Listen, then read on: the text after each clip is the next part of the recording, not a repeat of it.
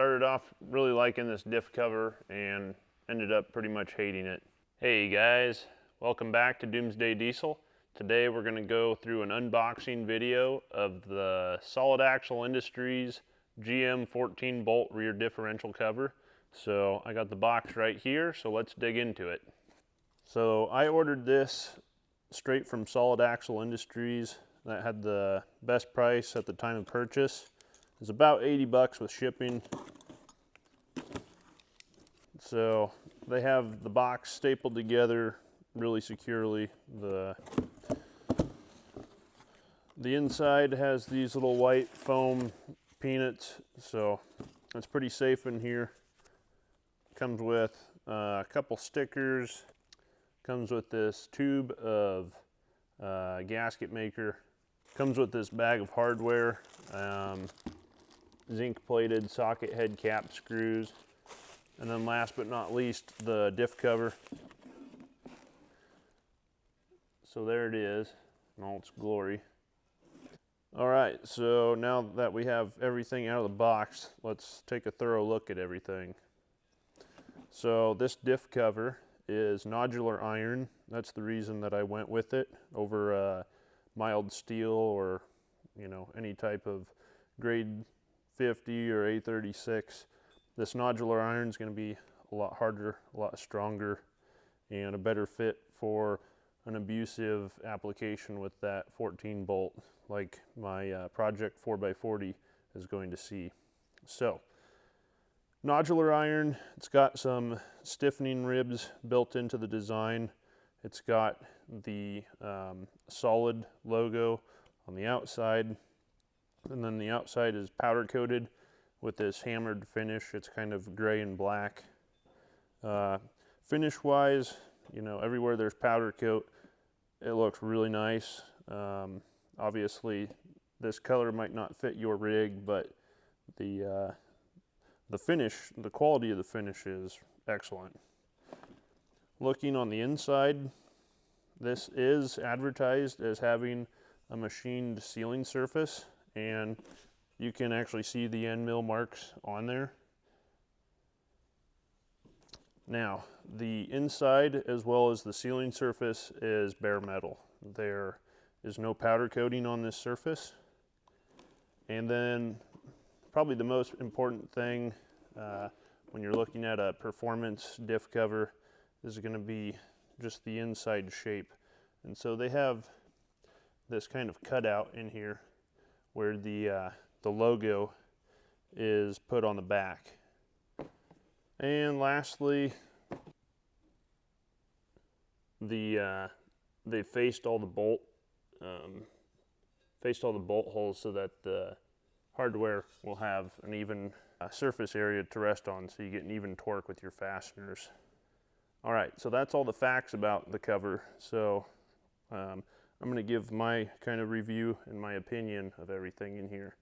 So the first thing I notice is this hardware. Some of these axles use standard hardware, some use metric, and on my build I'm being extremely picky on the hardware I'm using. I'm using zinc aluminum coating, which is one of the strongest, toughest coatings in a wet environment. So, they should really have a standard and a metric option. They kind of just throw these in there. These appear to be standard, but these are going to get thrown out. That's probably $5 worth of hardware at least, maybe $8 worth of hardware they could save you on the cost of this diff cover. Next is this tube of RTV sealant. That's easily $5 to $10 worth right here. So again, that's just more money that they could save you on the diff cover, because I'm actually going a completely different route, and I'm sure most people are already going to have that RTV in their toolbox. So really, these two things could probably save you, over $15, maybe even $20 off the purchase price of this diff cover. That being said, this diff cover is one of the cheapest on the market. It's only $80, but it's the best value for the money that I could find. Other diff covers that I compared and thought about purchasing. One was the Yukon, which had a fill plug on the top and a drain bolt on the bottom. And I really didn't want either one of those options because the 14 bolt already has a fill plug on the side of the differential housing. So that's just unneeded hardware, and it's unneeded holes on the inside that are going to disrupt our gear lube flow when that ring and pinion are rotating. Also, a lot of these aftermarket diff covers have fill plugs, and they say that they put them at a higher location so you can fit more fluid in your axle housing, and that's not necessarily a good thing because that gear fluid level is something that's engineered down to a T. Just throwing more fluid in the axle because you think more fluid is better is not a good thing. It can actually lead to foaming. It can lead to leaks. It can disrupt your fluid flow. Now, on the inside, the powder coating doesn't reach over to the sealing surface. And the reason that's bad is because our gasket is not going to cover up all of this surface. So when you go to mate this up to the axle, and I'll just show you here, I opted for the optional lube locker, supposedly reusable gasket. And so here you can see this has beads of silicone embedded into it on both sides. So these are anywhere from $15 to about $22 a pop, but supposedly if you don't damage anything, you can reuse these over and over. So now that we have this sitting on here with all the holes lined up, you can see there's an overlap around the perimeter. So that's going to rust, and then we're going to have this nasty rust kind of dripping down our axle housing and staining the outside. So I'm actually going to go ahead and paint the sealing surface with some POR 15. That is a self-leveling paint that's nice and flat when it dries, and we'll just seal against that POR 15. But I'm super excited to try out this gasket. Now, oddly enough, if you order from solidaxleindustries.com, they give you the option for this gasket, but yet they still send you this. So that's just, you know, they could probably cut the price of this down to 2/3 or half of what you're paying for it otherwise by not including this tube with the cover. Now, the biggest heartache I have over this diff cover is this kind of cutout section in here, because that's going to just kill the fluid flow coming off our ring gear. But I have some ideas on how I can fix that. First, I want to just run this and see what my fluid temps, or my axle temp is rather, after running it on the highway. With nodular iron, there's no good welding procedure for it, just because of the molecular structure of how nodular iron is formed. So welding is really not an option there.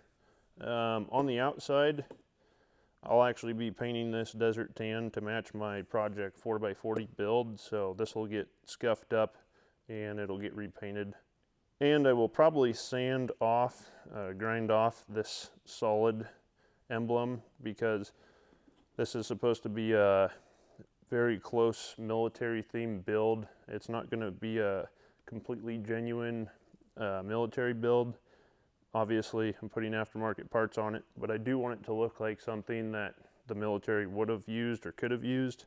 So this will get removed as much as possible. Maybe I'll put a Doomsday logo on there, but I don't want a bunch of logos flashing out on the exterior of this build. Weight-wise, this box says it weighs 17 pounds, so you are adding some weight to that axle. I did a disc conversion to the rear axle for the sake of weight savings, and now I'm turning around and adding it back in. But I think it's a good place to add it back in, because you're getting strength and rigidity out of this. And since I have 456 gears and a 5-to-1 low range, with all that diesel torque from the 4BT. I want all the rigidity in that rear end that I can get. All right, so now I've gone ahead. I sanded this powder coating down as best I could. You can actually still see the hammered finish in the texture there, but I hit it with an epoxy primer, did 2 coats of that, and then did 3 coats of a urethane top coat. And now I'm trying to install it on this 14 bolt axle. I got 2 fasteners to get it started. And you can see my cover is so far off, I can't even get a bunch of these bolts started. So basically what is wrong is all of these holes are spaced out about 3/16 of an inch from each other too far. Went in and measured from the edge to the hole. We're about 90 thousandths from being centered up. So I'm gonna have to take a die grinder and go in here and actually oval these holes so that I can get the fasteners in. So be aware of that, especially if you're gonna paint it, because now that I've got this cover all painted and ready to go, last thing I wanted to do was destroy the paint by taking a die grinder to it, but that's the necessary evil I'm facing now at this point. All right, so we got our holes opened up in the diff cover. Just took a die grinder, and it ended up being that I had to open up 7 holes. It's not a ton, but it is a ton of work to get in there delicately and open them up without destroying your paint job. So what I actually did was I took this lube blocker gasket and set it over and traced out the holes, and that's how I knew where the holes needed to get opened up to with the die grinder. So if the gasket doesn't match the diff cover holes, you know you're going to have a problem, and I never even noticed that when I pulled it out of the box. So now we'll go ahead, and we've got this cleaned up here. We'll stick our lube blocker gasket on, get our holes lined up here. We also got a new magnet installed down in here. Cleaned everything off really well with brake parts cleaner, and then put a little dab of RTV on that magnet before I stuck it in there. And that just helps keep it in place because the magnet strength really isn't that intense. Now I'm going to do one final verification that our bolts will actually all properly line up, and then I'm going to have to go back and clearance our washers, because our washers are actually bumping into this portion on the inside of the cover because it sticks out so much further than the factory cover. So you don't actually have enough room to use a hex bolt with this cover. You have to use a socket head cap screw. All right, so we're making progress because all of our 14 bolts are started and they're threading in easily. I went through all of them, cleaned them out with a tap, brake parts cleaner, and then blew them out and vacuumed them out. So the holes are all dry and clean because I'm actually going to put blue thread locker on the hardware before final installation. I don't like using a lock washer, a split lock washer, because for one thing it destroys your painted finish on your diff cover, and it's not actually supposed to be used for locking hardware in. It's actually, NASA did a research project on split lock washers, and they ruled that they're simply for installation to keep your hardware in place to aid in final installation. They're not to be used to prevent hardware from unthreading and removing itself from a part because of vibration or whatever. So I rely just simply on blue Loctite, and that way it also keeps the threads cleaner, keeps them from rusting as well. All right, so now I finally got all the washers ground down so that they would fit.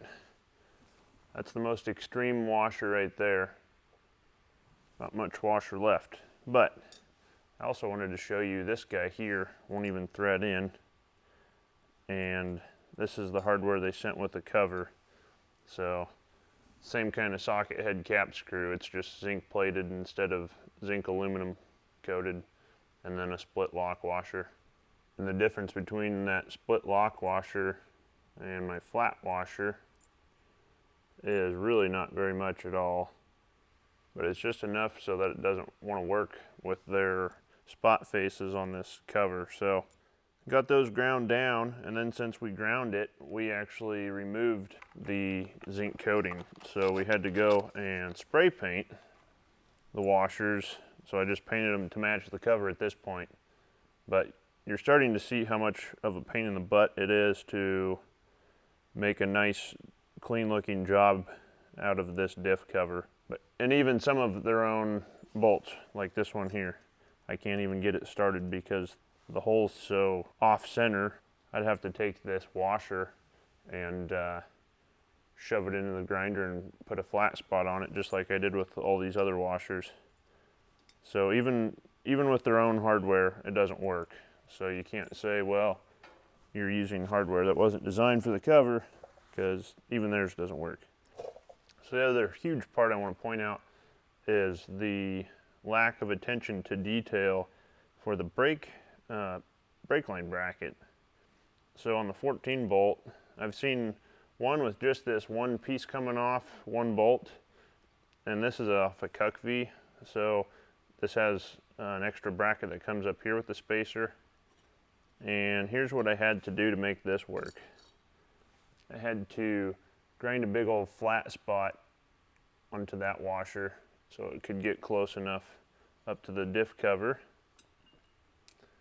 And then on this guy here, I had to basically do the same thing. This bracket has a washer that's welded to it, and so I had to put a flat spot right there, and then I had to go in and put this kind of notch in here, and it's pretty involved. Ideally, I'd be able to just bolt this on and run with it since it's a factory part, and this is supposed to just be a factory diff cover replacement. But we got it all clearance so it'll fit, and now we don't have to make a new one, because you can't just leave your brake lines floating on top of your axle or something's going to break or get caught and ripped off. Well, there you have it. I started out really liking this diff cover and ended up really hating it. But hopefully you can learn from my experience here and avoid some headaches that I had. But maybe this diff cover will work for you. My final opinion is it's too far off from the factory bolt holes, requires too much modification to fit. It should just bolt right on, and the big indentation on the inside is going to affect flow too much that I'm not going to bother buying another one of these. Right now, at the time of this video, the best one that I've seen is going to be the steel cover from Moto-Built. It's about 110 bucks or so. It has a nice smooth inside, has plenty of clearance along the outside, so the brake bracket will bolt on. Don't have to grind down any washers. Some of the other covers I've seen from places like Barnes 4-Wheel Drive and Rough Stuff, they also have a steel 3/8 or so diff cover flange, but they actually kind of mimic this, where they're putting spot faces in to the actual differential ring gear portion that sticks up. I don't know what to call this, but this part that sticks up, they're coming in and part of their spot face is biting into that. So that tells you right there the brake bracket's not going to fit. Washers are going to have to be smaller than normal, so you're going to have to have special washers for it to fit. So I think my 2 cents is go with the Moto-Built cover, give that one a shot. I don't really work on a whole lot of 14 bolts. I don't have any other projects planned that are going to use one, so I'm mostly using the AAM 1150 and then the Dana axles. So might be a while till I touch another 14 bolt, but if I do, I'll give that Moto-Built cover a try and let you guys know what I think about it. Thanks for tuning in.